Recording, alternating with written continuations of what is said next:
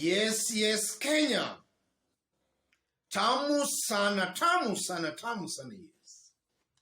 In this video, I want us to have a look at what the location of Musalia Mudavadi's office tells us about his relationship with William Ruto and how William Ruto takes Musalia Mudavadi. Because William Ruto allocated Musalia Mudavadi an office within Kenya Railway's headquarters, in that Musalia will be operating from Kenya Railway's headquarters.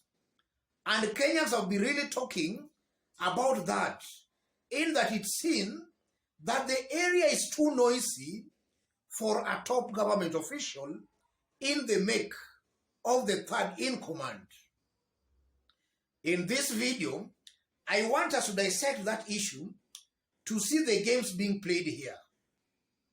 Before we do that, earlier today, William Ruto made some appointments where it's clear former Turkana governor has been betrayed. Let's just have a look at the list, for we are going to do it in details in our next video. Press release, notification of presidential action, appointments to the senior ranks of executive office of the president. It is notified that His Excellency Honorable William Samoei Ruto, PhD, CGH, has on this 14th day of October 2022 made various appointments to the senior ranks of the executive office of the president as follows. Appointee, Mr. Felix K. Kosgei, designation, Chief of Staff and Head of the Public Service. Mr. Josephat Koli Nanok, EGH, Deputy Chief of Staff. That's what has been really causing a lot of political debate and discussion, in that Nanok here is now just serving as a Deputy Chief of Staff, a person who was expected to occupy a senior position in William Ruto's government. And this is seen as a betrayal. In our next video, we are going to dissect this in details. Let's continue. Dr. David Kendi, Chairperson, President Council of Economic Advisors. Dr. Agustin Cheriot, Senior Advisor and Head of Economic Transformation, Secretariat. Dr. Kamau Thuge, Senior Advisor, Head of Fiscal Affairs and Budget Policy. Mr. Mohamed Hassan, Member President's Council of Economic Advisors. Dr. Nancy Laibuni, Associate Member, President's Council of Economic Advisors. Honorable Kato Olemetito, EGH, State House Comptroller. That's also a very interesting place. Mr. Hussein Mohamed, State House Spokesperson. Mr. David Mugonyi, Head of the Presidential Communication Service. Joseph K. Kinywa, EGH, Head of the Public Service, 14th October 2022. In our next analysis, we are going to do this. We are going to dissect this in details. Yes. So before we dig deep in Musalia's story, if you are watching us for the very first time, subscribe, give this video a like. Yes. Initially, it was rumored that Musalia Mudavadi was to occupy former William Ruto's office as the deputy president. And all of a sudden, we saw Rigathi Gachagua occupying that office. And then it was also alleged that Musalia was to occupy an office within Harambee Avenue. Yes. So I just don't know on what changed and what led Musalia Mudavadi to be allocated an office within the NOISY area, Kenya Railway's headquarters. In my honest opinion, that shows and proves beyond any reasonable doubt on how Ruto takes Musalia Mudavadi.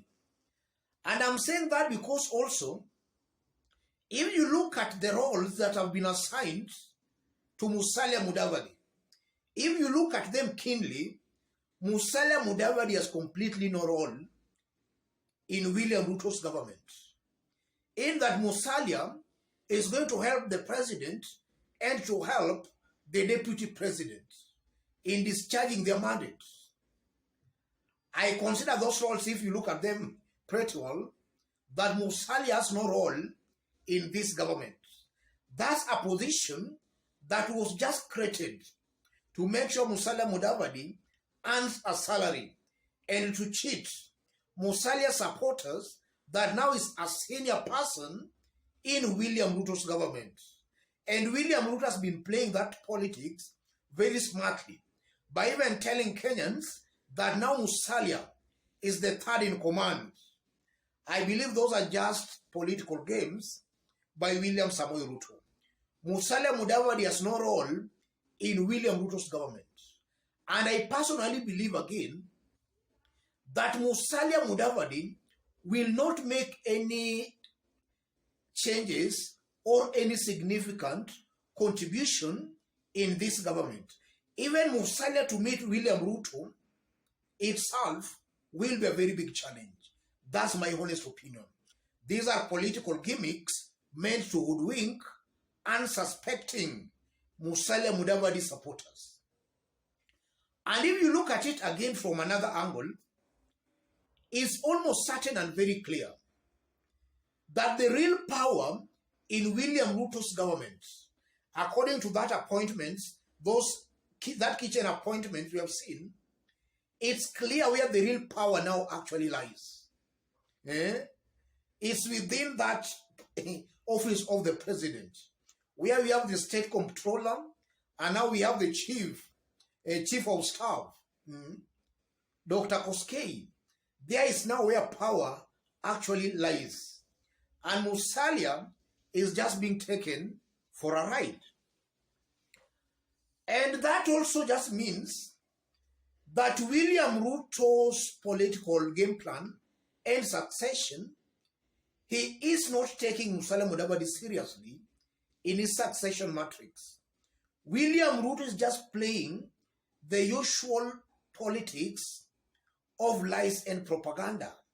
Because in this case, he is trying to project an image that he cares so much about Musalia Mudavadi.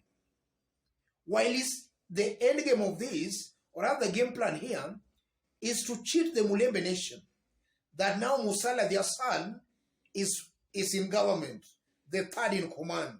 But in actual sense, Musalia cannot influence any policy decision in William Ruto's government.